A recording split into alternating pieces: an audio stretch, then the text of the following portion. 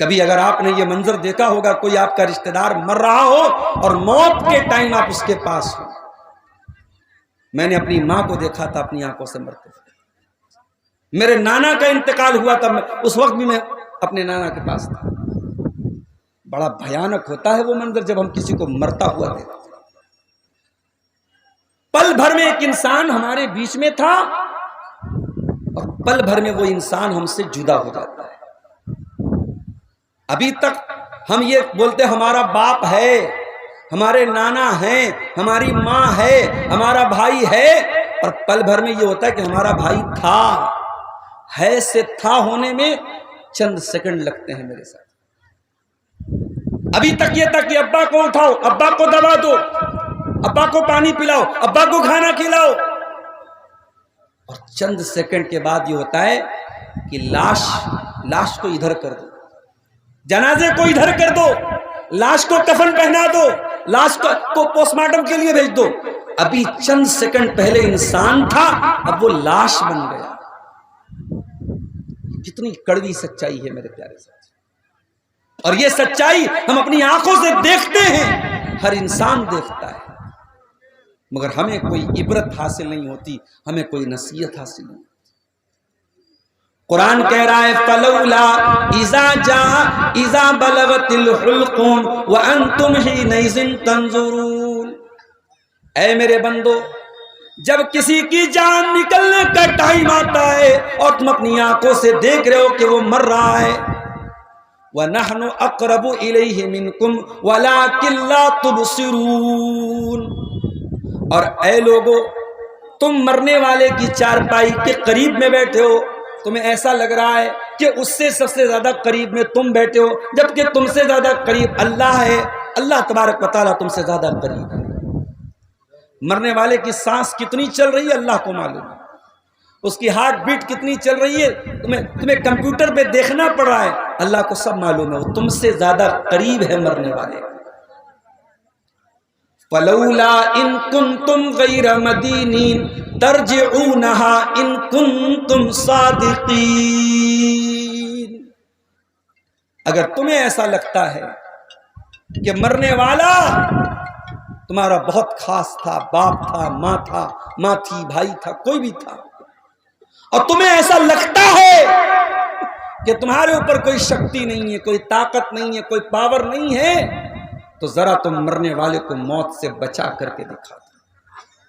ہے تمہارے پاس طاقت، ہے یہ چھمتا، ہے یہ پاور کہ تم مرنے والے کو موت سے بچا سکو؟ نہیں بچا سکتا.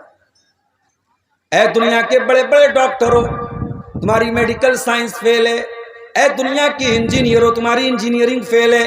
اے دنیا کے بڑے بڑے سائنسدانوں، تمہاری سائنس نے گھٹنے ٹیک دیے ہیں. موت کا کسی کے پاس کوئی علاج نہیں ہے، موت کا علاج نہیں ہے. اور یہ موت اللہ نے بنائی اسی لیے تاکہ ہمیں پتا چلے کہ ہم پرماننٹ یہاں رہنے کے لیے نہیں آئے. بچہ اسکول میں ایگزام دے رہا ہے، اس کو ٹائم دیا کہ 2 گھنٹے کے اندر تجھ کو ایگزام پورا کرنا ہے. بچہ لکھ رہا ہے. جیسے ہی 2 گھنٹہ پورا ہونے والا ہے، ٹن سے گھنٹی بجی، اور جیسے ہی گھنٹی بجی ایگزامینر آئے، چل بھائی چل کاپی جمع کر. آپ لاکھ بول دیں ماسٹر صاحب، سر میڈم میرا کوسچن باقی ہے، مجھے سوال اور کرنا ہے، میڈم کاپی چھین لیں گی، ٹیچر کاپی چھین لے گا، کیونکہ تیرا ٹائم پورا ہو چکا ہے. دنیا میں تو ہمیں معلوم ہے کہ ہمیں ایگزام میں 2 گھنٹہ ملا ہے، زندگی کے ایگزام میں ہمیں کتنا ٹائم ملا ہے ہم نہیں جانتے. میرے ساتھ میں ابھی آ رہا تھا کار سے، راستے میں چند نوجوان بائک پر جا رہے تھے اور ان کے اپوزٹ سائڈ میں کچھ لڑکیاں جا رہی تھی نقاب میں. تو وہ نوجوان لڑکے جو بائک سے، مجھے لگ رہا ہے ایک بائک پہ 4-5 لڑکے بیٹھے تھے، تو دھڑام سے بائک ان کی گر گئی زمین پہ. تو ہمارے ڈرائیور صاحب نے ہنستے ہوئے کہا کہ مولانا صاحب پتہ ہے یہ بائک سے کیوں گرے ہیں؟ میں نے کہا کیوں گرے ہیں؟ کہا ان کی نظر لڑکیوں کے اوپر تھی. یہ آج ہو رہا ہے، ایکسیڈنٹ ہو رہے ہیں. انسان غلط کام کرنے کی وجہ سے، غلط چیزوں کو دیکھنے کی وجہ سے ایکسیڈنٹ بھی کر جاتا ہے۔ یہ نوجوان یاد رکھے میری یہ بات کہ اس بات کی کیا گارنٹی ہے کہ آپ بڑھاپے تک زندہ رہیں گے؟ اسی جوانی میں کوئی بیٹھ کر کے مسجد میں اللہ کو یاد کر رہا ہے اور کوئی بیٹھ کر کے کسی لڑکی سے موبائل پہ بات کر رہا ہے۔ اسی جوانی میں کوئی بیٹھ کر اللہ کے سامنے ہاتھ پھیلا کے اپنے گناہوں سے توبہ کر رہا ہے اور معافی مانگ رہا ہے، اور کوئی بیٹھ کر کے شراب پی رہا ہے، چرس پی رہا ہے، گانجا پی رہا ہے، نشہ کر رہا ہے۔ دنیا میں ایگزام دینے والے کو پتا ہے 2 گھنٹے میں میری کاپی چھین لی جائے گی، 3 گھنٹے میں میری کاپی چھین لی جائے گی۔ زندگی کے امتحان میں ہم کو تو یہ بھی معلوم نہیں کہ موت کا فرشتہ کب آئے گا اور ہماری کاپی چھین لی جائے گی۔ ارے ہم تو اس بات کی گارنٹی بھی نہیں دے سکتے کہ آج میاں بازار کے اس پروگرام میں ہم رات میں تقریر سن رہے تھے، عبدالغفار صاحب 500 کلومیٹر کا سفر طے کر کے آئے تھے، ہمیں تقریر سنا رہے تھے۔ صبح تقریر سننے کے بعد ہم گھر میں جائیں گے، صحیح سلامت اپنے گھر میں پہنچ پائیں گے، ہم تو اس بات کی گارنٹی بھی نہیں دے سکتے۔ اسی بہار سے سٹا ہوا جھارکھنڈ کا علاقہ ہے، جامتاڑا کا علاقہ ہے، پروگرام چل رہا تھا میرا، تقریر کر کے میں نکلا اور یہی ہمارے پٹنہ کے ڈرائیور صاحب ہم کو لے کے گئے تھے۔ تقریر کر کے ہم جب وہاں سے 12 بجے کے قریب نکلے ہیں، تقریباً 20 کلومیٹر آگے بڑھے، فون آئے جلسے والوں کا، مولانا صاحب ہمارے گاؤں میں بہت بڑا حادثہ ہو گیا۔ کیا ہو گیا؟ بولے ایک لڑکا جو آپ سے تقریر کے پہلے ملنے بھی آیا تھا، اسٹیج کے پاس بھی آیا تھا، آپ سے مصافحہ بھی کیا تھا، ملا بھی تھا، حافظ قرآن تھا، 2 چھوٹے چھوٹے بچوں کا باپ تھا۔ تقریر سننے کے بعد وہ لڑکا بائک اٹھاتا ہے گاؤں جانے کے لیے، جلسہ گاہ سے بہت دور نہیں، 5-6 کلومیٹر دور اس کا گاؤں تھا۔ مین روڈ پر پہنچتا ہے اور جیسے ہی وہ روڈ کراس کرنے لگتا ہے، سامنے سے رات کا سمے تک پک اپ آتی ہے پوری رفتار کے ساتھ اور اس کی گاڑی کو ٹھوک دیتی ہے۔ جوان لڑکا، حافظ قرآن لڑکا، علماء سے محبت کرنے والا، 2 چھوٹے چھوٹے بچوں کا باپ آن دا اسپاٹ انتقال کر جاتا ہے۔ اس کی بیوی نے بھی کہ نہیں سوچا ہوگا میرا شوہر تو تقریر سننے جا رہا ہے، واپس آئے گی تو اس کی لاش آئے گی، میں بیوہ ہو جاؤں گی۔ اس کے بچوں نے نہیں سوچا تھا ہمارے ابا تو تقریر سننے جا رہے ہیں اور زیادہ دور بھی نہیں جا رہے ہیں۔ میرے پیارے ساتھیوں، معاف کرنا آسان کام نہیں ہے۔ آپ کے اسی سیمانچل کے علاقے میں کئی مرتبہ 500 کلومیٹر کا سفر، کبھی پٹنہ سے پورنیہ، کبھی پٹنہ سے کشن گنج، کبھی پٹنہ سے ارریا، کبھی پٹنہ سے کٹیہار کا سفر رات میں طے کرتا ہوں۔ ڈر بھی لگتا ہے، رسک بھی ہے۔ کبھی ٹرین پکڑنی ہے، صبح 4 بجے مجھے پٹنہ سے ٹرین پکڑنی ہے، جلسے والوں کو تو اپنا مسئلہ رہتا ہے۔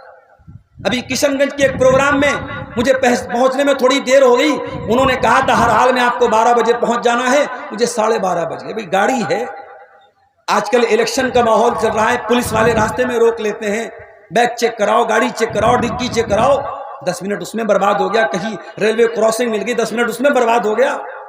جہاں 12 بجے پہنچنا تھا 12:30 بجے پہنچ گئے۔ پبلک بہت ساری جا چکی تھی، جلسے والے بھڑک گئے۔ جب تک مجھے بلا رہے تھے شیخ صاحب، حضرت جی، مولانا صاحب، اب تو میں بہت بڑا ویلن بن گیا صاحب، میں تو بہت بڑا جو ہے ان کے لیے غدار بن گیا، میں آپ کی وجہ سے ہمارا جلسہ فلاپ ہو گیا اور ہماری پبلک چلی گئی، ہمارا چندہ کم ہوا، یہ ہے اور وہ ہے۔ تقریر کے بعد بٹھا کے کہنے لگے مولانا آپ کو ہرجانہ دینا پڑے، شرم نہیں آتی؟ چلو بھر پانی میں ڈوب نہیں مرتے، کیوں بلاتے ہو علماء کو جب تم ان کی اتنی عزت نہیں کر سکتے ہو؟ چند منٹ میں اگر کسی وجہ سے کسی عالم کو آنے میں دیر ہو جائے تو تمہاری زبانیں کیوں نہیں کانپ جاتی یہ کہتے ہوئے مولانا سے کہ تم ہم کو ہرجانہ دیتے ہو؟ تم نے ان کو خریدا ہوا ہے، تم نے ان کی تجارت کی ہے، بے شرمو بے غیرتو۔ ابھی بھی اس انسان کا آڈیو میرے واٹس ایپ پر موجود ہے، وہ ہم کو آڈیو میں میسج کر کے کہہ رہا ہے کہ آپ کو ہرجانہ دینا پڑے۔ کبھی کبھی آنکھوں سے آنسو آ جاتے ہیں میرے پیارے صاحب. میں دوپہر میں مدرسے سے چلتا ہوں بغیر کھائے پیے پٹنہ آتا ہوں، پٹنہ سے نان اسٹاپ گاڑی چلا کر کے کبھی کٹیہار، کبھی ارریہ، کبھی پورنیہ پہنچتا ہوں. ابھی ایک گاؤں میں پروگرام تھا، رات میں پہنچا، کھانے کے لیے کھانا آیا، ٹھنڈا کھانا بالکل. میں نے کہا بھائی مہمان کو بلائے ہو، عالم کو بلائے ہو، کم سے کم کھانا تو گرم کر سکتے تھے. کہا ہمارے یہاں ایسے ہی کھاتے ہیں. یہ آپ کی مہمان نوازی ہے، یہ عزت ہے علماء کی. میرے پیارے ساتھیوں، ہم جان ہتھیلی پہ رکھ کے چلتے ہیں. آپ کو ان مقررین کا، ان علماء کا پیسہ نظر آتا ہے، ان کی قربانیاں نظر نہیں آتی. ارے اگر یہ میدان چھوڑ دیا جائے تو کیا کام کرنے کے اور پیسہ کمانے کے اور راستے نہیں ہیں؟ کیا تقریر کر کے کوئی کروڑ پتی بن جائے گا؟ شرم آنی چاہیے. آج عوام تو عوام، میں دیکھتا ہوں سوشل میڈیا پر علماء بھی تانے کستے ہیں، آوازیں مارتے ہیں، اور ان علماء کو جو بیچارے تقریر کر رہے ہیں ان کو نہ جانے کیا کیا سناتے ہیں. میرے بھائیوں، میں سب کے دل کو ٹٹول نہیں سکتا، سب کی نیتوں کو میں ٹٹول نہیں سکتا، مگر میں اتنا جانتا ہوں ہر آدمی مدرس نہیں بن سکتا، ہر آدمی مقرر نہیں بن سکتا، ہر آدمی کے بس کی بات نہیں مدرسے میں پڑھا سکے، ہر آدمی کے بس کی بات نہیں اسٹیج پہ تقریر کر سکے. ہر انسان کی اپنی صلاحیت ہے میرے بھائی، جس کی جیسی صلاحیت ہے اس کو ویسی عزت دو، ویسا احترام دو. ہم یہ نہیں کہتے کہ آپ ہمارا احترام کرو، مگر کسی کی قربانی اور کسی کی محنت پر یوں پانی نہ پھیرو میرے پیارے ساتھ. زندگی اور موت کا کوئی ٹھکانہ نہیں. میرے کتنے دوست ہیں اسی تقریر کے میدان میں سفر کرتے کرتے کوئی ایکسیڈنٹ ہوا، انتقال کر گیا. میں کئی بار تقریر میں بیان کر چکا ہوں. ممبئی کا ہمارا ایک ساتھی تھا، ممبئی کی ایک مسجد کا امام پونا میں تقریر کرنے گیا اور صبح فجر کی نماز پڑھانا تھا. جلدی بازی میں اس نے پونا سے ایک جو وہاں گاڑی چلتی ہے شیئرنگ پر، اس گاڑی میں سوار ہوا اور پونا سے ممبئی کے راستے میں اتنا خطرناک ایکسیڈنٹ ہوا کہ لاش کے پرکھچے اڑ گئے. سر کہیں ہیں، جسم کہیں ہے، باڈی کہیں ہے، لاش پہچاننے میں نہیں آ رہی تھی. ہم تو نہیں جانتے میرے بھائی کب کون سی ٹرک آئے اور ہماری کار سے ٹکر ہو جائے اور ہم ختم ہو جائیں.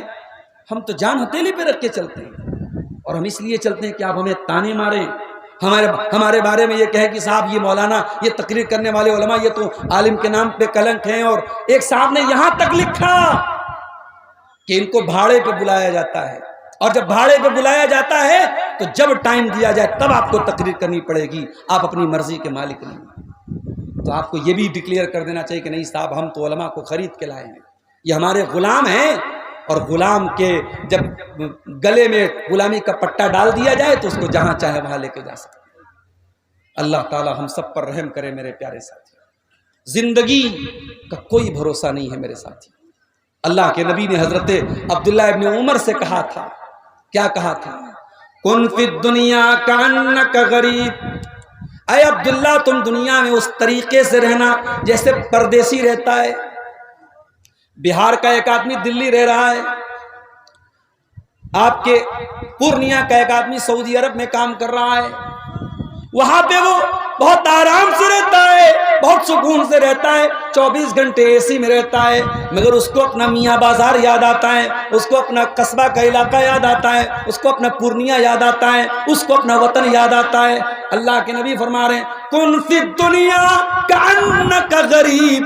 ایسے زندگی گزارو جیسے پردیسی زندگی گزارتا ہے.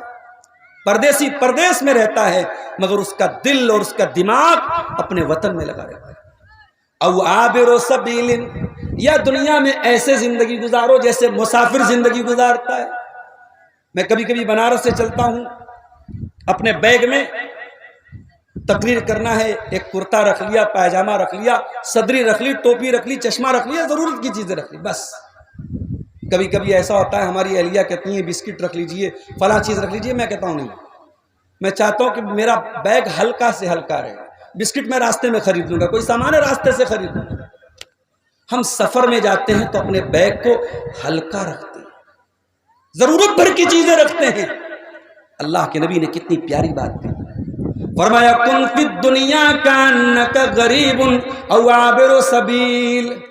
اے میرے صحابی، تو دنیا سے دل نہ لگانا، دنیا کو سب کچھ نہ سمجھ لینا، دنیا میں ایسے رہنا جیسے پردیسی رہتا ہے یا مسافر رہتا ہے، اپنے دنیا کے بیگ میں اتنا ہی سامان رکھنا جتنی تجھ کو ضرورت ہے، دنیا سے ضرورت سے زیادہ دل مت لگانا، دنیا کو ضرورت سے زیادہ اہمیت مت دینا۔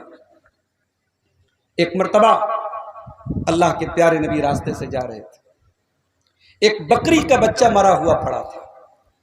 اللہ کے نبی چونکہ استاذ تھے، اور استاذ جو ہوتا ہے وہ تھیوری سے بھی سمجھاتا ہے اور پریکٹیکل بھی سمجھاتا ہے۔ استاذ کلاس میں بلیک بورڈ پہ لکھ کے بھی سمجھاتا ہے اور پریکٹیکل کر کے بھی سمجھاتا ہے۔ تو اللہ کے رسول صلی اللہ علیہ وسلم نے اس بکری کے بچے کا کان پکڑا اور کہا کہ اے میرے صحابہ، یہ مرا ہوا بکری کا بچہ کون خریدے گا 1 درہم میں؟ صحابہ نے کہا اللہ کے نبی، مرا ہوا بکری کا بچہ مردار ہو چکا ہے، بیکار ہو چکا ہے، کون خریدے گا؟ کوئی نہیں خریدے گا۔ کہا فری میں دے گا تب بھی ہم نہیں خریدیں گے اس کو۔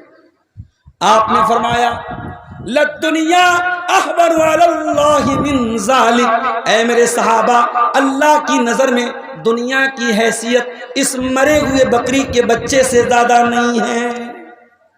یہ بکری کا مرا ہوا بچہ یہ تمہاری نظر میں جتنا حقیر ہے، جتنا معمولی ہے، اس سے بھی زیادہ حقیر اللہ کی نظر میں دنیا ہے۔ وہی دنیا جسے کمانے کے لیے، جسے پانے کے لیے ہم صبح سے شام تک لگے رہتے ہیں، نہ آخرت کی کوئی تیاری ہے، نہ آخرت کی کوئی فکر ہے، نہ وہاں کے لیے کوئی انویسٹمنٹ ہے۔ دنیا میں تو بڑے انویسٹمنٹ کر رہے ہو صاحب۔ ہم لوگ ٹیچر ہیں، مدرسے میں پڑھاتے لوگ پوچھتے مولوی صاحب زمین خریدی کہ نہیں، آپ نے مکان خریدا کہ نہیں، بچوں کے لیے مکان بنایا کہ نہیں بنایا؟ بیٹی پیدا ہوئی ہمارے پاس، مدرسے میں ایک آدمی آیا LIC والا، مولانا صاحب آپ کو بیٹی پیدا ہوئی، مبارک ہو ماشاءاللہ، بیٹی کے نام کا بیمہ لے لیجئے، انشورنس کرا لیجئے۔ ہم تو دنیا میں صاحب بڑا سوچتے ہیں، بیٹی کے لیے سوچتے ہیں، بیٹوں کے لیے سوچتے ہیں، زمین خریدتے ہیں، جائیداد خریدتے ہیں، آخرت کے لیے کون سوچے گا میرے پیارے ساتھی؟ جمعہ کی نماز آپ نے کل پڑھی ہے، جمعہ کی نماز میں امام صاحب نے سورہ اعلیٰ کی تلاوت کی ہوگی اور یہ آیت بھی آپ کے کانوں سے ٹکرائی ہوگی، بل تؤثرون الحیات الدنیا، بل تؤثرون الحیات الدنیا والآخرۃ خیر وابقا۔ اے میرے بندو، تم دنیا کی زندگی کو ترجیح دیتے ہو جبکہ آخرت کی زندگی زیادہ بہتر اور زیادہ باقی رہنے والی ہے۔ دنیا کا کیا ہے میرے بھائی؟ دنیا کا کچھ نہیں، سب ٹھاٹ پڑا رہ جائے گا، جب لاد چلے گا بنجارا۔ اللہ کی قسم ہمارا نام بھی باقی نہیں بچے گا۔ ہمارے بچے کچھ دن تک ہمارا نام یاد رکھیں گے، بچوں کے بچے آئیں گے دادا کا نام یاد رکھیں گے، پھر ان کے جب بچے آئیں گے پوچھو بھائی تمہارے پردادا کون تھے، تمہارے دادا کے ابا کا نام کیا تھا؟ ہمارا نام بھی ہماری آنے والی نسل یاد نہیں رکھے گی۔ جس نام کو ہم نے اتنا نام کمایا ہے یہ نام بھی لوگ یاد نہیں رکھیں گے۔ ہماری زمینوں پر کوئی اور قبضہ کر لے گا، ہمارے گھر میں کوئی اور رہے گا، ہمارا پیسہ کوئی اور لے لے گا، ہمارا کرتا کسی غریب کو دے دیا جائے گا، ہماری ٹوپی کسی غریب کو دے دی جائے گی، ہماری چارپائی پہ کوئی اور سوئے گا، ہماری بیوہ سے کوئی اور شادی کر لے گا، ہمارے گھر میں کوئی اور رہے گا۔ کیا ہے یہ حقیقت دنیا کی میرے ساتھی؟ اسی لیے قرآن میں اللہ کہتا ہے وَمَا الْحَيَاةُ الدُّنْيَا وَمَا الْحَيَاةُ الدُّنْيَا إِلَّا مَتَاعُ الْغُرُورِ۔ اے میرے بندو، یہ دنیا دھوکے کا سامان ہے، یہ بہت دھوکے باز ہے، بہت فراڈ ہے دنیا، فراڈ ہے یہ دنیا۔ جانتے ہو کل ہمارے بڑے ابا کا انتقال ہوا، میں تو موت کے ٹائم نہیں تھا، میں کل جمعہ کے ٹائم پہنچا بنارس میں، تو جنازے کے پہلے جب لاش رکھی گئی تو میں نے دیکھا کہ منہ کھلا ہوا ہے، منہ جو ہے پورا کھلا ہوا ہے۔ تو میں نے بڑے ابا کے بچوں سے پوچھا کہ جب انسان کا انتقال ہوتا ہے اور منہ کھلا رہتا ہے تو فوراً اس کو پٹی باندھا جاتا ہے تاکہ منہ بند ہو جائے، تو آپ لوگوں نے نہیں باندھا تھا؟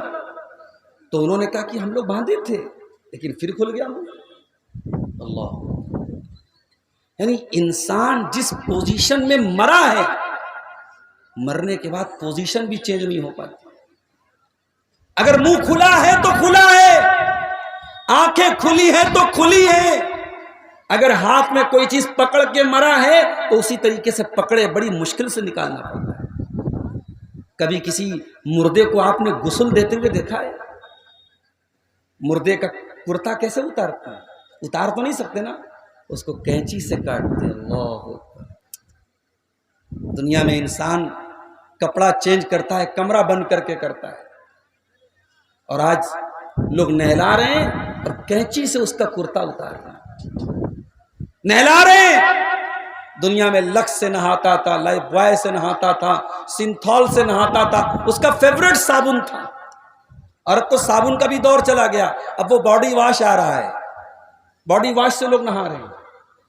دنیا میں باڈی واش سے نہاتا تھا، صابن سے نہاتا تھا، شیمپو سے سر دھوتا تھا، فیس واش سے چہرہ دھوتا تھا، داڑھی کے لیے وہ الگ کیا بولتے اس کو، بیئرڈ لوشن لگاتا تھا، کیا کیا۔ ہمارے نوجوان بیچارے جو شوقین قسم کے، سب جانتے ہوں گے کتنی طریقے کے لوشن آتے ہیں۔ دھوپ میں نکلتا تھا تو سن کریم لگاتا تھا، جاڑا آتا تو ونٹر کریم لگاتا تھا، گرم پانی سے نہاتا تھا۔ آج مر گیا، کوئی پوچھنے والا نہیں کہ بھائی یہ مر گیا ہے، جاڑے کا موسم ہے، چلو اس کو گرم پانی سے نہلا دو، گیزر کے پانی سے نہیں، کوئی پوچھنے والا نہیں، کوئی نہیں پوچھنے والا ہے۔ ارے یہ تو لکس سے نہاتا تھا، لکس لاؤ، سنتھول لاؤ، لائف بوائے لاؤ، باڈی واش لاؤ، فیس واش لاؤ، نہیں، بس نہلا دیا جاتا ہے۔ دنیا میں کپڑا پہنتا تھا، برانڈڈ کپڑا پہنتا تھا۔ ابھی مجھ سے کسی نوجوان نے کہا مولانا آپ شیروانی نہیں پہنتے؟ میں صدری پہنتا ہوں، شیروانی کم پہنتا ہوں، شیروانی میں جھنجھٹ تھوڑا زیادہ ہے، لیکن شیروانی اچھی لگتی ہے، خوبصورت لگتی ہے۔ دنیا میں انسان کتنے مہنگے مہنگے کپڑے خریدتا ہے، کتنے مہنگے۔ بنارس میں ساڑی بنتی ہے، بالی ووڈ کی ایک بہت بڑی ہیروئن کی شادی ہوئی تو بنارس سے اس کا لہنگا گیا تھا، اس میں سونے کی زری کا کام ہوا تھا، 1 لاکھ یا 1.5 لاکھ کا لہنگا تھا۔ اتنا مہنگا کپڑا پہنا جاتا ہے۔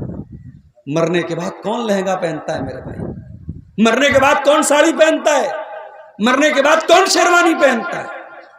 3 کاٹن کی سفید چادروں میں کفنایا جاتا ہے۔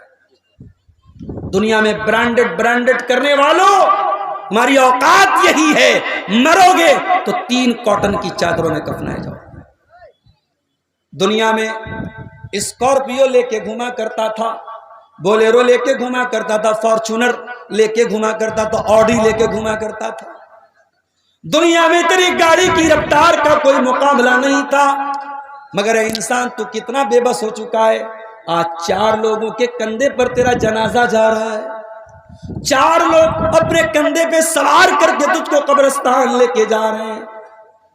جنازے کی نماز ہو رہی ہے، امام صاحب جنازہ پڑھا رہے ہیں، اور ہائے ہائے تو اتنا بد نصیب تھا، تیرے بچوں نے پورنیہ کے سب سے مہنگے اسکول میں پڑھائی کی تھی، تیری بیٹیوں نے سب سے مہنگے اسکول میں پڑھائی کی تھی، مگر تیرا ایک بیٹا بھی اس لائق نہیں، ایک بیٹی بھی اس لائق نہیں کہ تیری جنازے کی نماز پڑھ سکے۔ تجھے 5 بیٹے ہیں، 4 بیٹے ہیں، تیرا ایک بیٹا بھی اس لائق نہیں ہے کہ تیری جنازے کی نماز پڑھ سکے۔ تو اتنا بے بس ہے، تو اتنا کمزور ہے۔ اے انسان تو غور کر، تو کتنا بے بس اور کمزور ہے۔ تیرا جنازہ ہو رہا ہے، تیرا اپنا بیٹا جنازہ کی نماز کی دعا تک اس کو نہیں آتی۔ جنازہ ہو گیا، قبر میں اتارا گیا، قبر میں لٹا دیا گیا، تختہ لگا دیا گیا، مٹی ڈال دی گئی، رشتہ دار آ رہے ہیں مٹی دے رہے ہیں، بچے آ رہے ہیں مٹی دے رہے ہیں، سب لوگوں نے مٹی دے دی اور مٹی دے کے ہاتھ جھاڑ کے چلے گئے۔ لحد تک آپ کی تعظیم کر دی، اب آگے آپ کے اعمال جانے۔ بس یہاں تک آپ کا احترام کر دیا، آپ کا سمان کر دیا، آپ کی عزت کر دی۔ ابا جان اب اس کے آگے ہم آپ کے کام آنے والے نہیں۔ اب قبر میں آپ کو اندھیرا ملے گا کہ روشنی ملے گی؟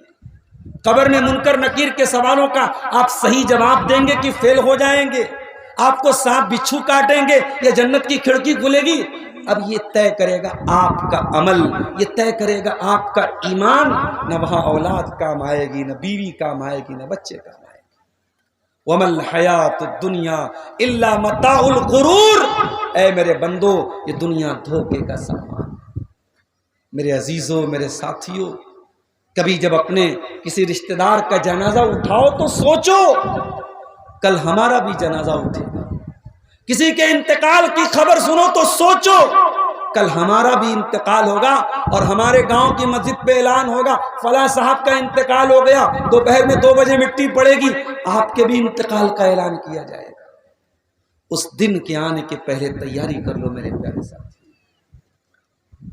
اقترب للناس حسابهم وهم فی غفلۃ معرضون، اے لوگو تمہارے حساب کا ٹائم قریب آ چکا ہے، تمہارے امتحان کا ٹائم قریب آ چکا ہے، لیکن تم غفلت میں پڑے ہوئے ہو، تم غافل پڑے ہوئے ہو، تم کو ذرہ برابر پرواہ نہیں کہ امتحان میں میرا کیا ہوگا، میں پاس ہو جاؤں گا یا فیل ہو جاؤں گا۔ تم کو اپنے امتحان کی کوئی چنتا نہیں ہے، کوئی فکر نہیں ہے۔ میرے عزیزو، اس زندگی کی فکر کرو۔ اللہ کی قسم ہمارے پیارے نبی صلی اللہ علیہ وسلم نے اس زندگی کی فکر کی تھی، آپ کے صحابہ نے اس زندگی کی فکر کی تھی۔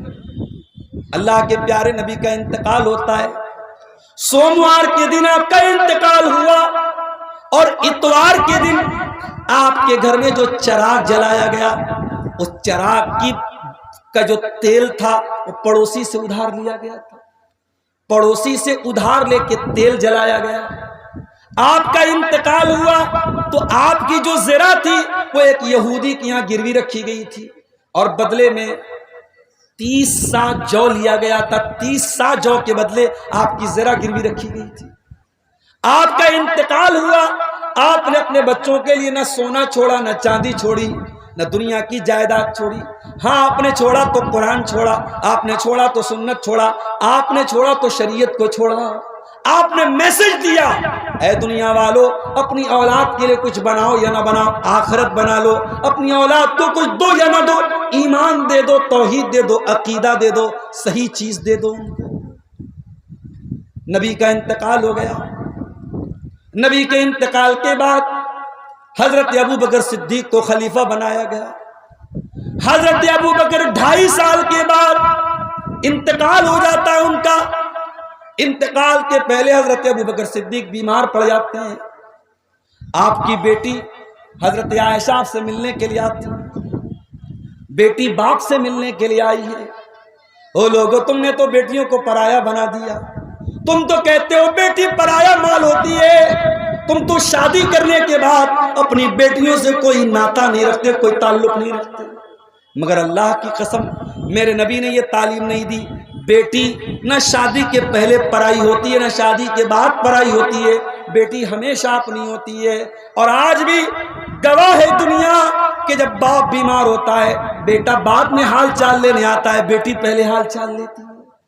بیٹا اسی گھر میں ہے، باپ کی پرواہ نہیں ہے، ماں کی پرواہ نہیں ہے، بیٹی اپنے سسرال میں ہے، لیکن فون کر کے پوچھتی ہے اماں تم کیسی ہو، ابا تم کیسے ہو۔ ابا کی اور اماں کی حال چال بیٹی اپنے سسرال سے لیتی ہے۔ میرے ساتھ بیٹیوں کو پرایا نہ سمجھو میرے بھائی، بیٹیوں کو ہمیشہ اپنا سمجھو۔ حضرت عائشہ اپنے باپ کو دیکھنے کے لیے آئی، باپ بیمار ہے اور موت کی کگار پہ ہے، مرنے والا ہے، اور بیٹی اپنے باپ سے ملنے کے لیے آئی۔ حضرت ابو بکر نے پوچھا اے میری بیٹی آج کون سا دن ہے؟ حضرت عائشہ نے فرمایا ابا جان آج سوموار کا دن ہے۔ کہا ہے میری بیٹی یہ بتا کہ کیا اللہ کے رسول کا انتقال بھی سوموار کے دن ہوا تھا؟ کہا کہ ہاں ابا جان، اللہ کے نبی کا انتقال بھی سوموار کے دن ہوا تھا۔ کہا کہ اللہ کاش میرا بھی انتقال آج ہی کے دن ہو جائے، میں اپنے دوست کے پاس آج ہی کے دن چلا جاؤں۔ پھر پوچھا کہ اے میری بیٹی یہ بتا جب اللہ کے نبی کا انتقال ہوا تھا تو کفن میں کتنے کپڑے دیے گئے تھے؟ حضرت عائشہ سے پوچھ رہے ہیں، کون پوچھ رہے ہیں؟ ان کے باپ پوچھ رہے ہیں۔ باپ اپنی بیٹی سے مسئلہ پوچھ رہا ہے۔ او میاں بازار والو، او پورنیا والو، او قصبہ والو، حضرت ابو بکر ایک میسج دے رہے ہیں، ایک سندیش دے رہے ہیں، اپنی بیٹیوں کو اس قابل بناؤ، اپنی بیٹیوں کو ایسی تعلیم دلاؤ کہ جب آپ کو کوئی مسئلہ پوچھنا پڑے تو آپ کی بیٹیاں آپ کو جواب دے۔ اپنی بیٹیوں کو اس لائق بناؤ۔ اور آج بھی اللہ کی قسم جب لڑکیاں پڑھائی میں آگے نکلتی ہیں، انٹرنیٹ پر آپ دیکھ لیجئے اتنی اچھی قرآن کی تلاوت کچھ عورتیں کرتی ہیں، کچھ لڑکیاں کرتی ہیں، بڑے بڑے مرد حضرات نہیں کر سکتے۔ حافظہ ہیں، عالمہ ہیں، دین کی جانکار ہیں، مسئلے مسائل کی جانکار ہیں. اگر عورت صحیح تعلیم دی جائے، لڑکی کو صحیح تعلیم دی جائے تو لڑکی بہت کچھ کر سکتی ہے. آج آپ نے لڑکیوں کو دین کی تعلیم نہیں دی. آپ کی مسجد ہے، گاؤں کی جمعہ ہو رہا ہے، ذرا سینے پر ہاتھ رکھ کے بتاؤ کہ آپ کی جامع مسجد میں عورتوں کا انتظام ہے؟ سیمانچل کی اکثر مسجدوں میں نے دیکھا لیڈیز کا انتظام نہیں. کیوں نہیں ہے بھائی؟ اہل حدیثوں کا گاؤں ہے، شیرسا بادیوں کا گاؤں ہے، کیوں نہیں ہے؟ کیا نبی کے زمانے میں جمعہ کی نماز میں عورتیں نہیں جاتی تھی مسجد؟ میں بار بار یہ بات کہتا ہوں کہ جلسے میں عورتوں کو بلا لینے سے اور یہ میلہ ٹھیلا کر دینے سے عورتیں دین نہیں سیکھیں گی. آپ آدھا گھنٹے کا جمعہ کا خطبہ بھی اگر ان کو پابندی سے سنائیں گے، ان کو دین کی بہت موٹی موٹی باتیں سمجھ میں آ جائیں گی. حضرت عائشہ سے ان کے باپ پوچھ رہے ہیں، اے میری بیٹی یہ بتا کہ اللہ کے رسول کے کفن میں کتنے کپڑے تھے؟ بیٹی جواب دیتی ہے، ابا جان فی ثلاث بیض سعولیۃ، اللہ کے نبی کے کفن میں 3 سوتی چادریں تھیں، 3 کاٹن کی چادریں تھیں، سفید چادر. حضرت ابو بکر نے کہا، اے میری بیٹی ایک تو یہ کپڑا ہے جو بیماری میں وہ پہنتے تھے، کہا ایک کپڑا یہ لے لینا اور 2 چادر اور لے لینا اور 3 چادروں میں مجھ کو کفنانا جیسے نبی کو کفنایا تھا. پتہ یہ چلا صحابہ ہماری طرح رسم و رواج کی پابندی نہیں کرتے تھے، صحابہ سنت کی پابندی کرتے تھے. ابھی ایک صاحب نے واٹس ایپ پر سوال پوچھا، مولوی صاحب ختنہ کی دعوت کرنا کیسا ہے؟ بچے کا ختنہ کرایا، مسلمانی کرایا، اس موقع پر دعوت دینا کیسا ہے؟ میں نے کہا دیکھو بھائی، ختنہ کی دعوت حرام تو نہیں ہے، ناجائز تو نہیں ہے، بدعت تو نہیں ہے. آپ کسی بھی موقع پہ دعوت دے سکتے ہیں، شریعت آپ کو منع نہیں کرتی ہے. مگر آپ غور کیجئے، یہ جو ہم ختنہ کرتے ہیں یہ اسلام کا ایک حکم ہے. جس طریقے سے اللہ کے نبی نے داڑھی کو بڑھانے کا حکم دیا، مونچھوں کو قدرنے کا حکم دیا، بغل کے بال صاف کرنے کا حکم دیا، شرمگاہ کے بال صاف کرنے کا حکم دیا، ناخن کو کاٹنے کا حکم دیا، اسی طریقے سے اللہ کے نبی نے ختنہ کرنے کا بھی حکم دیا ہے. یہ آپ کی ایسی سنت ہے جس کا تعلق فطرت سے ہے. میں نے کہا ختنہ کا تعلق اسلام سے ہے، اسلام نے ختنہ کا حکم دیا ہے. اور ظاہر ہے صحابہ بھی اپنے بچوں کا ختنہ کراتے تھے، مگر ہمیں کوئی دلیل ایسی نہیں ملتی کہ صحابہ نے اپنے بچوں کا ختنہ کیا ہو اور ختنہ پر دعوت دی ہو. اس لیے ایسی دعوت جو صحابہ کے دور میں ہو سکتی تھی مگر صحابہ نے نہیں دیا ہے، ہمیں اور آپ کو اس سے اوائڈ کرنا چاہیے، اس سے بچنا چاہیے. آج ہمارے جنازے میں، میں تو کبھی کٹیہار کے کسی جنازے میں یا پورنیہ سیمانچل کے کسی جنازے میں شامل نہیں ہوا، مگر میں دیکھتا ہوں کہ اپنے اہل حدیثوں میں بھی جنازے میں بہت ساری بدعات آ چکی ہیں. ابھی ہمارے بڑے ابا کا انتقال ہوا، اب چارپائی کو، میت کی چارپائی کو گھر سے نکالنا ہے. اب اس میں مسئلہ پیدا ہو رہا ہے کہ سر کی طرف سے نکالا جائے کہ پیر کی طرف. بھیا کوئی مسئلہ نہیں ہے، سر کی طرف سے نکالو چاہے پیر کی طرف سے نکالو، کوئی مسئلہ نہیں ہے. مسئلہ ہم نے بنا کے رکھا ہوا ہے. بنارس میں کہیں کہیں دیکھتا ہوں جنازہ جب میت کو دفناتے ہیں تو بیر کی پتی ڈالتے ہیں اس کے ساتھ، کوئی ثبوت نہیں ملتا ہے. کہیں کہیں میت کو دفن کرنے کے بعد، اہل حدیثوں میں تو رواج نہیں، دوسری جماعت والوں کیا ہے کہ دفن کرنے کے بعد کھڑے ہو کے اذان دیتے ہیں، پوری اذان دیتے ہیں. میں نے ایک بھائی سے پوچھا، بھائی اذان کیوں دیتے ہیں؟ کہا کہ حدیث میں آیا ہے اذان دینے سے شیطان بھاگ جاتا ہے. اب یہ بیچارہ ابھی قبر میں گیا ہے، منکر نکیر آئیں گے، اس سے سوال پوچھیں گے تیرا رب کون ہے، تیرے نبی کون ہے، تیرا دین کیا ہے، اور شیطان آ کے بہکائے گا، اس لیے ہم اذان دے رہے ہیں کہ شیطان بھاگ جائے. میں نے کہا واہ رے واہ، بڑی دور کی تجھے سوجھی ہے، تجھے سمجھ میں آ گئی بات کہ اذان دینے سے شیطان بھاگ جائے گا. میرے نبی کو کیوں نہیں سمجھ میں آیا؟ میرے نبی نے کیوں نہیں بتایا کہ اذان دے دو، میت کو دفن کرنے کے بعد اذان دے دو؟ تو جنازے کا مسئلہ ہو چاہے نکاح کا مسئلہ ہو، زندگی کا کوئی بھی مسئلہ ہو، اگر واقعی میں اہل حدیث کہتے ہو اپنے آپ کو، میرا جملہ نوٹ کر لو، اگر واقعی میں اہل حدیث کہتے ہو تو رسم و رواج کے پابند مت بنو، سنت کے پابند بنو، سنت کے پابند بنو. اور اگر واقعی میں اہل حدیث ہو تو یہ جہیز کی رسم چھوڑ دو، یہ بارات کی رسم چھوڑ دو، یہ منگنی کی رسم، منگنی کے نام پہ لمبی چوڑی دعوت کرنا چھوڑ دو، یہ ہلدی کی رسم چھوڑ دو، یہ تلک کی، یہ ساری غیر مسلموں کی رسمیں ہیں جو آپ کے یہاں ہیں۔ آج غیر مسلم پریشان ہیں اور آپ مسلمان ہو کے ان کی رسموں کو آپ نے اڈاپٹ کیا اور آپ پریشان ہیں۔ تو حضرت ابوبکر نے پوچھا، بیٹی یہ بتا نبی کے کفن میں کتنے کپڑے تھے؟ حضرت عائشہ نے کہا 3 کپڑے تھے۔ کہا مجھے بھی 3 کپڑے میں کفنانا، اور ایک کپڑا جو بیماری کے دنوں میں پہنتے تھے، کہا ایک کپڑا یہ لے لینا اور 2 کپڑا اور لے لینا، اور مجھے 3 کپڑے میں کفنانا۔ وہ جو کپڑا حضرت ابوبکر بیماری کے دنوں میں پہنتے تھے، اس کپڑے میں کئی جگہ داغ لگے ہوئے تھے۔ حضرت عائشہ نے کہا ابا جان ہم اتنے گئے گزرے تو نہیں ہیں، ہم اتنے غریب تو نہیں ہیں کہ آپ کو ہم ایسا پرانا کپڑا پرانے کپڑے میں کفنائیں، ایسے کپڑے میں کفنائیں جس میں داغ لگا ہوا ہے۔ اے ابا جان ہم آپ کو نئے کپڑے میں کفنائیں گے۔ تو حضرت ابوبکر نے کیا جواب دیا؟ کیا جواب دیا تو ذرا غور سننا۔ فرمایا ان الحی احق بالجدید، اے میری بیٹی میں تو مرنے والا ہوں، اور مرنے والے کو نیا کپڑا نہیں دیتے، نیا کپڑا تو زندہ کو دیتے ہیں۔ اے میری بیٹی مجھے نئے کپڑے کا کوئی شوق نہیں ہے، مجھے پرانے کپڑے میں ہی کفنا دینا، جیسا کپڑا موجود ہے اسی کپڑے میں مجھ کو کفنا دینا۔ یہ ابوبکر صدیق تھے میرے پیارے سے۔ حضرت عمر کو دیکھیے، انتقال کا ٹائم ہے، آخری ٹائم۔ ابو لولو فیروز نے حملہ کیا، پیٹ پر نیزہ مارا، خنجر مارا، حضرت عمر کی اکڑیاں باہر نکل گئی، مسلح پر گر پڑے، گھر لے کے آیا گیا، ڈاکٹر آئے، طبیب آئے، وید آئے، حکیم آئے، دوائیں دی گئیں، دوائیں سب باہر نکل گئی۔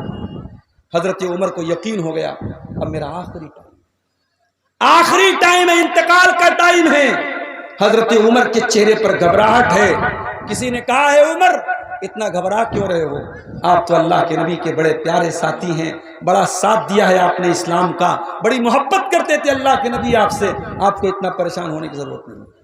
حضرت عمر نے فرمایا لو ان لی طلاع الارض ذهبا لافتدیت به من عذاب اللہ قبل ان اراه۔ کہا کہ اے لوگو میں تو یہ چاہتا ہوں اگر زمین بھر کے سونا بھی مجھ کو مل جائے اور اللہ تعالیٰ یہ کہہ دے کہ اے عمر تو زمین بھر کے سونا دے دے اور میں تجھ کو اپنے عذاب سے بچا لوں گا، تو عمر اس کے لیے بھی تیار ہے، میں زمین بھر کے سونا دے کر کے اللہ کے عذاب سے بچنے کے لیے تیار ہوں۔ یہ حضرت عمر تھے، یہ حضرت عمر تھے جو نبی کی زبان سے بار بار جنتی ہونے کا سرٹیفکیٹ لے چکے تھے۔ ان کو اتنی چنتا تھی اللہ کے عذاب سے بچنے کی، اور ہم اور آپ سر سے پیر تک گناہوں میں لت پت رہتے ہیں، 24 گھنٹے جب تک جاگتے رہتے ہیں، کبھی موبائل پر کوئی غلط چیز دیکھ رہے ہیں، کبھی کسی کے ساتھ کوئی غلط کام کر رہے ہیں، کبھی کسی کو زبان سے تکلیف پہنچا رہے ہیں۔ ہم تو گناہوں میں لت پت لوگ ہیں میرے بھائیوں، ہمیں کبھی موت یاد نہیں آتی، ہمیں کبھی قبر یاد نہیں آتی، ہمیں کبھی اپنا انجام یاد نہیں آتا۔ میں کبھی کبھی کہتا ہوں کہ ہم اتنے کٹھور دل ہو چکے ہیں کہ اب قبرستان جا کر کے بھی ہم کو موت یاد نہیں آتی۔ قبرستان میں بھی جوا کھیلنے والا بیٹھ کے جوا کھیل رہا ہے، شراب پینے والا شراب پی رہا ہے، اور موبائل دیکھنے والا موبائل دیکھ رہا ہے، جبکہ قبرستان کیسی جگہ ہے؟ یہ عبرت کی جا ہے، تماشا نہیں ہے۔ قبرستان وہ جگہ ہے جہاں عبرت حاصل کرنی چاہیے۔ بڑے بڑے بادشاہ بھی وہیں دفن ہیں، بڑے نیک لوگ بھی وہیں دفن ہیں، شرابی بھی وہیں دفن ہے، نمازی بھی وہیں دفن ہے، اچھے بھی وہیں دفن ہے، برے بھی وہیں دفن ہے۔ قبرستان جاؤ تو اپنے انجام کو یاد کرو میرے بھائیوں، ہمیں بھی مر کے یہاں آنا ہے، ہمیں بھی قبر میں چلے جانا ہے، ہمیں بھی مٹی میں مل جانا ہے، ہم کو بھی قبر میں جا کے سوال و جواب دینا ہے۔ اسی لیے اللہ کے نبی کے ڈبل داماد، جن کے نکاح میں نبی کی 2 بیٹیاں تھیں، جو رقیہ کے بھی شوہر تھے، جو ام کلثوم کے بھی شوہر تھے، اللہ کے پیارے رسول کے ڈبل داماد، دوہرے داماد، ذو النورین حضرت عثمان غنی رضی اللہ تعالیٰ عنہ جب کسی قبرستان کے پاس سے گزرتے تھے، جب کسی قبر کے پاس سے گزرتے تھے، زار و قطار رونے لگتے تھے، پھوٹ پھوٹ کے رونے لگتے تھے، آنکھوں سے آنسو بہنے لگتے تھے۔ کسی نے پوچھا، اے عثمان، جنت کی بات آتی ہے تو آپ روتے نہیں ہیں، جہنم کی بات آتی ہے تو آپ روتے نہیں ہیں، اے عثمان قبر کو دیکھ کر کے کیوں رونے لگتے ہیں؟ عثمان غنی کہتے ہیں، او لوگوں میں کیوں نہ روؤں، میں قبر کو دیکھ کے کیوں نہ روؤں؟ میں نے اپنے نبی کو یہ فرماتے ہوئے سنا ہے، ان القبر اول من منزل من منازل الاخرہ، بے شک یہ قبر آخرت کی پہلی منزل ہے، جس نے اس منزل کو پار کر لیا اس کے لیے آگے کی منزلیں آسان ہیں۔ اہل حدیثوں، قبرستان جایا کرو۔ میں یہ نہیں کہتا اجمیر جاؤ، میں یہ نہیں کہتا کہ یہ بڑی بڑی پکی جو مزاریں بنی ہیں وہاں جاؤ، اپنے قبرستان جاؤ، اپنے گاؤں کے قبرستان جاؤ اور دیکھو تمہاری ماں وہیں دفن ہے، تمہارے دادا وہیں دفن ہے، تمہارا باپ وہیں دفن ہے، ان کو دیکھ کر کے اپنی موت کو یاد کرو۔ عثمان غنی کہتے ہیں، میں قبرستان کو دیکھتا ہوں تو مجھے وہ حدیث یاد آ جاتی ہے، اللہ کے نبی نے کہا قبر آخرت کی پہلی منزل ہے، جو اس منزل سے بچ گیا اس کے لیے آگے کی منزلیں بھی آسان ہیں۔ ایک مرتبہ اللہ کے نبی صحابہ کو لے کے اپنی ماں کی قبر پہ گئے، اور ماں کی قبر پہ جب پہنچے ہیں، ماں کی ممتا یاد آئی، ماں کا پیار یاد آیا۔ 6 سال کی عمر میں اللہ کے نبی نے ماں کو کھویا تھا۔ 6 سال کے بچے کی میموری آج 50 سال کے بعد ریپیٹ ہو رہی ہے، ریوائنڈ ہو رہی ہے۔ 6 سال کی عمر میں ماں کا پیار اور ماں کی ممتا کو آپ نے کھویا تھا، آج 50-60 سال عمر ہو چکی ہے، آج آپ کو اپنی ماں کی یاد آئی ہے، ماں کی قبر پہ آپ گئے ہیں اور آنسو بہا رہے ہیں۔ اللہ کے نبی پھوٹ پھوٹ کے رو رہے ہیں، زار و قطار رو رہے ہیں، اور آپ کو روتا ہوا دیکھ کے آپ کے صحابہ بھی رونے لگے، صحابہ بھی رونے لگے، اور نبی نے روتے ہوئے فرمایا کہ اے میرے صحابہ، میں نے اپنے رب سے 2 چیزوں کی اجازت مانگی تھی، ایک چیز کی اجازت مل گئی اور ایک چیز کی اجازت نہیں ملی۔ میں نے اپنے رب سے اجازت مانگی تھی کہ اے اللہ، میں اپنی ماں کے لیے مغفرت کی دعا کرنا چاہتا ہوں، میں اپنی ماں کی مغفرت کی دعا کرنا چاہتا ہوں۔ اللہ نے مجھ کو پرمیشن نہیں دی، اللہ نے مجھ کو اجازت نہیں دی۔ میرے پیارے ساتھیوں، اگر آپ کی ماں مسلمان ہے، آپ کی ماں توحید پر ہے اور آپ کی ماں دنیا سے جا چکی ہے، تو آپ اپنی ماں کے لیے مغفرت کی دعا کر سکتے ہیں۔ نبی کو بھی اپنی ماں کے لیے مغفرت کی دعا کرنے کی اجازت نہیں ملی، آپ کو وہ اجازت ملی ہے اگر آپ کی ماں ایمان والی اور مسلمان عورت تھی۔ یہ کتنے بڑے نصیب کی بات ہے۔ اپنی قسمت پہ ناز کرو، اپنے نصیب پر فخر کرو کہ اللہ نے آپ کو بھی مسلمان بنایا اور آپ کے ماں باپ کو بھی مسلمان بنایا۔ نبی نے فرمایا، میں نے اپنی ماں کی مغفرت کی دعا مانگی، اللہ نے مجھ کو اجازت نہیں دی۔ پھر میں نے دوسری اجازت مانگی کہ اے اللہ، میں اپنی ماں کی قبر پہ جانا چاہتا ہوں، اللہ نے مجھ کو اجازت دے دی۔ فزور القبور، اے لوگوں تم بھی قبرستان جایا کرو اور مردوں کی قبر پہ جایا کرو، وہاں جانے سے تم کو آخرت کی یاد آئے گی۔ میرے پیارے ساتھیوں، قبرستان جایا کرو اور سوچو کہ قبر میں ہم سے جب سوال و جواب ہوگا تو ہم کیا جواب دیں گے۔ ہمارے ہاتھوں میں کوئی نیکی نہیں ہے، ہمارے نام اعمال نیکیوں سے خالی ہیں، نہ ہم نماز پڑھنے والے، نہ ہم روزہ رکھنے والے، نہ ہم اللہ کی راہ میں زیادہ صدقہ خیرات کرنے والے۔ ہمارا کیا انجام ہوگا میرے پیارے ساتھیوں؟ ایک آخری حدیث سنا کے بعد ختم کرتا ہوں۔ اللہ کے پیارے نبی، ایک انصاری صحابی کی میت تھی، جنازہ تھا اور جنازے کو قبر میں اتارا جا رہا تھا۔ اللہ کے نبی اپنے صحابہ کے ساتھ بیٹھے ہوئے تھے، اچانک آپ نے قبر کو دیکھا اور آپ رونے لگے۔ اللہ کے نبی نے قبر کو دیکھا، رونے لگے، اتنا روئے حتیٰ بل الثری، آپ کے آنسوؤں سے وہاں کی زمین بھیگ گئی، اور آپ نے قبر کی طرف اشارہ کر کے فرمایا لمثل ھذا فاعدوا یا اخوانی، اے میرے صحابہ، اس قبر میں تم سب کو جانا ہے، ہم سب کو جانا ہے، اس قبر کی تیاری کرو۔ او میرے پیارے بھائیوں، نبی نے ہمیں اور آپ کو یہ پیغام دیا ہے، دنیا کی زندگی میں قبر کی تیاری کر لو، دنیا کی زندگی میں آخرت کی تیاری کر لو۔ وہاں دوبارہ کوئی چانس نہیں ملے گا، جو تمہیں تیاری کرنا ہے یہی کرنا ہے، وہاں جانے کے بعد کوئی دوبارہ چانس نہیں ملے گا۔ اللہ قرآن میں کہتا ہے جب جہنمی جہنم میں چلے جائیں گے وَهُمْ يَسْتَرِقُونَ فِيهَا رَبَّنَا أَخْرِجْنَا مِنْهَا نَعْمَلْ صَالِحًا غَيْرَ الَّذِي كُنَّا نَعْمَلْ۔ جب جہنمی جہنم میں جائیں گے چیخیں گے چلائیں گے اور کہیں گے اے اللہ ایک بار تو جہنم سے ہم کو نکال دے، ہم وعدہ کرتے ہیں، ہم پرومس کرتے ہیں اے اللہ ہم اب دوبارہ کوئی گناہ نہیں کریں گے، کوئی پاپ نہیں کریں گے، اچھا عمل کریں گے، نیک عمل کریں گے، مسجدوں میں دان دیں گے، مدرسوں میں دان دیں گے، صدقہ کریں گے، خیرات کریں گے، نماز پڑھیں گے، زنا نہیں کریں گے، شراب نہیں پیئیں گے، وہ بڑی بڑی باتیں کریں گے۔ اللہ فرمائے گا اولم نعمرکم ما یتذکر فیہ من تذکر وجاءکم النذیر۔ اے میرے بندو ہم نے تم کو پورا ٹائم دیا تھا، تم 60 سال دنیا میں رہے، تم 50 سال دنیا میں رہے، تم 40 سال دنیا میں رہے، تم کو جوانی ملی، تم کو بڑھاپا ملا، تم بہت کچھ کر سکتے تھے، اب دوبارہ تم کو ٹائم نہیں ملے گا، تمہارا گیم اوور ہو چکا ہے، تمہارا ٹائم فنش ہو چکا ہے، تمہارا سمے سماپت ہو چکا ہے۔ تو میرے پیارے نوجوان ساتھی اس جوانی میں اللہ کو راضی کرو اور اللہ سے جب بات کرو تو ایسے گڑ گڑا کے بات کرو، ایسے گڑ گڑا کے اللہ سے معافی مانگو جیسے بچہ اپنی ماں کے سامنے تڑپتا ہے۔ میں نے ایک ویڈیو دیکھا، ایک بوڑھا حرم میں بیٹھا ہے، خانے کعبہ کے سامنے بیٹھا ہے اور اللہ کے سامنے ایسے زور زور سے ہاتھ ہلا رہا ہے جیسے کوئی بچہ اپنی ماں سے کوئی چیز مانگ رہا ہے۔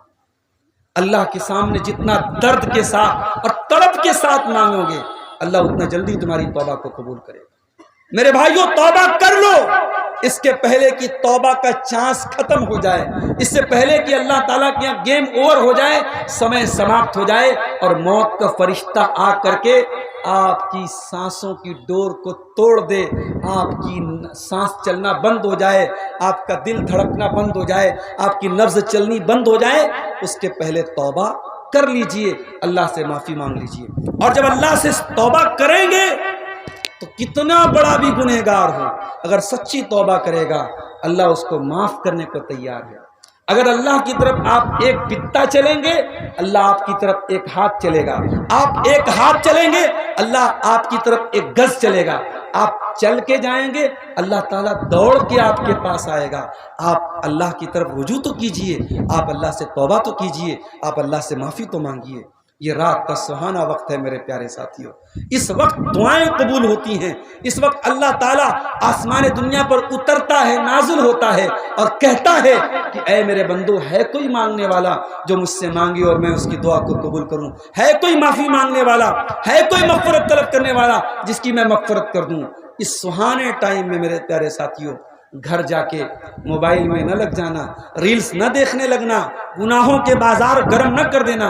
اس سہانے وقت میں اگر موقع ملے گھر جانا اور وضو کر کے، فجر کا ٹائم بھی بہت زیادہ نہیں بچے گا، گھر جا کے آپ اللہ کے سامنے رونے لگنا، گڑگڑانے لگنا، معافی مانگنا، توبہ کر لینا۔ اور کیا پتا کہ وہ توبہ کے جو آنسو نکلیں گے آنکھوں سے، وہ آنسو ہمارے گناہوں کی ساری آگ کو بجھا دیں گے۔ دنیا کے کسی پانی میں وہ پاور نہیں ہے کہ توبہ کے آنسو میں جو پاور ہے میرے پیارے ساتھیوں۔ اللہ کے نبی نے فرمایا لا یلج النار رجل بکا من خشیت اللہ، وہ انسان جس کی آنکھوں سے اللہ کے خوف سے آنسو بہتا ہو وہ انسان جہنم میں نہیں جا سکتا ہے، وہ آنکھیں جہنم میں نہیں جائیں گی۔ اپنی آنکھوں کو رونے کی عادت ڈلواؤ میرے بھائیوں، اپنی آنکھوں سے اللہ کی بارگاہ میں آنسو بہانے کی عادت ڈالو۔ دعا ہے رب کریم سے رب العالمین ہمیں اور آپ کو نیک عمل کرنے کی توفیق عطا فرمائے، رب العالمین ہمیں زندگی میں ہی موت کے بعد کی تیاری کی توفیق عطا فرمائے، رب العالمین ہمیں قبر کے اندر کی جو زندگی ہے اس زندگی کو بہتر بنانے کی ہمیں توفیق عطا فرمائے، اللہ ہماری قبر کی منزلوں کو آسان فرمائے، اللہ میدان محشر کی منزلوں کو آسان فرمائے۔ رب العالمین جس ادارے کے لیے آج کا یہ پروگرام ہوا ہے اس ادارے کو مزید ترقی عطا فرمائے اور ہمیں توفیق دے کہ ہم اس ادارے کو ہم ترقی دیں، اس ادارے کا ساتھ دیں اور اس ادارے سے جو بچے اور بچیاں پڑھیں اللہ تعالیٰ انہیں دین کا سچا خادم بنائے۔ رب العالمین ہم میں سے جو بیمار ہیں ان کو شفاء کاملہ عاجلہ عطا فرمائے۔ جو روزی روٹی سے پریشان ہیں اللہ ان کے کاروبار میں برکت نصیب فرمائے۔ جن کے ماں باپ دنیا میں ہیں اللہ ان کو اپنے ماں باپ کی خدمت کرنے کی توفیق دے، اور جن کے ماں باپ دنیا سے جا چکے ہیں اللہ ان کے ماں باپ کی مغفرت فرمائے۔